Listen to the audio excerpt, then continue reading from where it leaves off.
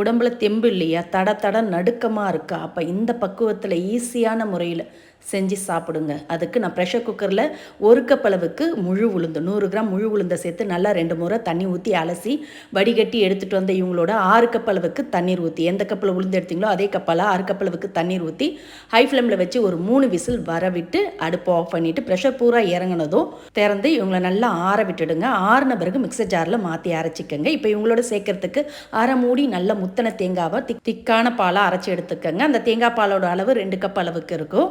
இப்போ ஆறின இவங்களை மிக்சர் ஜாரில் மாற்றி தண்ணிலாம் சேர்க்காம வேக வச்ச தண்ணியோடு சேர்த்து நல்ல மைய அரைச்சி எடுத்து இது மாதிரி நான்ஸ்டிக் பேனில் சேர்த்து கூடவே மிக்சர் ஜாரில் 1 கப் அளவுக்கு தண்ணீர் விட்டு அலசி ஊற்றி அடுப்பை ஹை ஃப்ளேமில் வச்சு நல்லா ஒரு 2 நிமிஷம் கொதிக்க விடுங்க.